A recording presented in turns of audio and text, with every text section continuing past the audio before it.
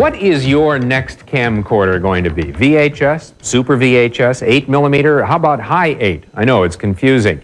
But when you get down to it, can you really tell the difference? I don't mean the tape, I mean the picture on a television set. What if we were to put them side by side right here on this show? Could you really tell? This is a job for the answer guys, Paul and Phil.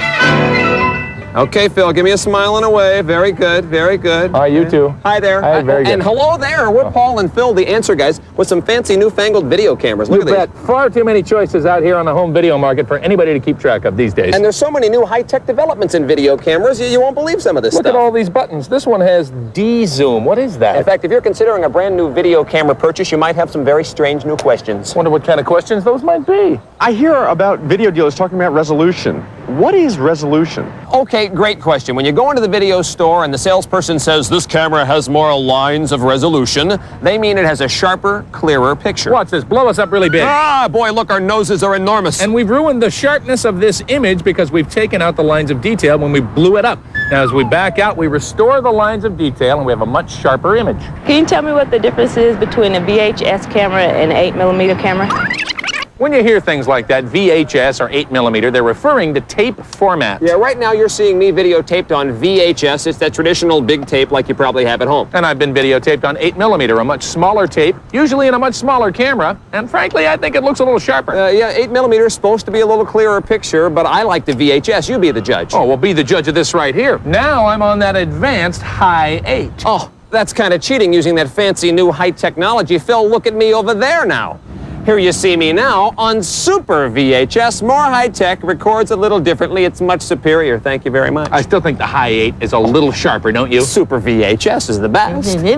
Well, now that we've looked at them all, we're not even sure you can tell the difference, can you? If you can't make up your mind, answer guys say, buy what's on sale. Yeah.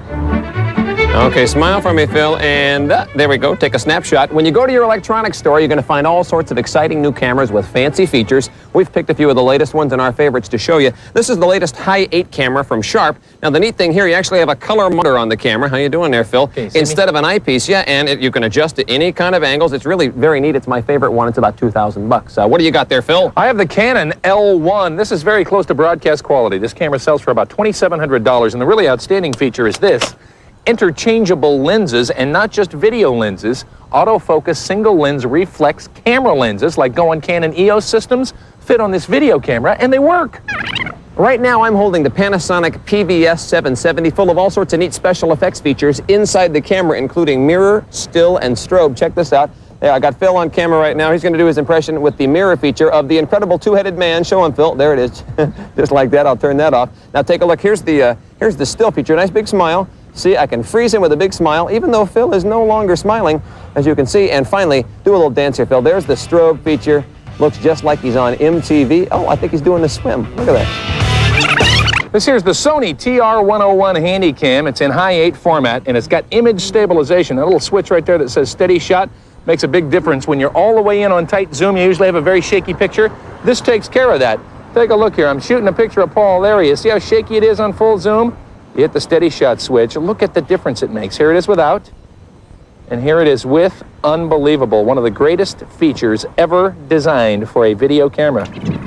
Now, all of the cameras that we've shown you so far have been one-chip cameras. There's one chip processing the video image. The next step in home video will be 3-chip cameras. 3 different chips processing the video, making it almost broadcast quality, like the cameras we use here to make television. In fact, what we're using right now in this picture is the latest 3-chip camera by Sony. Here, let me get this, if that's okay. This is the Sony CCD VX3 home video camera, and it's the absolute cutting edge. Pretty soon, everybody will be buying the 3-chip cameras. But not too soon, because right now they sell for about $3,500. Yow. Any more questions? Hey, answer guys, do you have any tips to take great home movies? You bet. Number 1, when you have the camera, always keep the sun at your back. Our cameraman, Mike, has the sun behind him. Yeah, if I shoot it back the other way, see, the sun's on the wrong side, and you can't see Mike at all there. Of course, in Mike's case, that's not necessarily a bad thing. Number 2, don't over-zoom. People who make home videos want to zoom in, zoom out, zoom in, zoom out.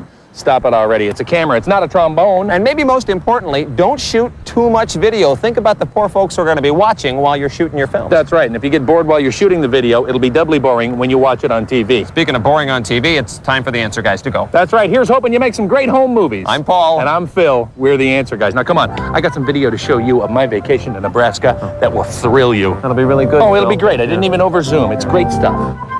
Now, it has come to our attention that some of you are transferring your home movies from 8mm or 16mm film to videotape and then throwing away the film. Bad idea. Even Sony Corporation estimates that the lifetime of videotape under the best conditions is only about 15 years. So transfer it for easier viewing, if you will, but hang on to that film. That's it for this edition. Thanks for joining us. We hope to see you on the next Step.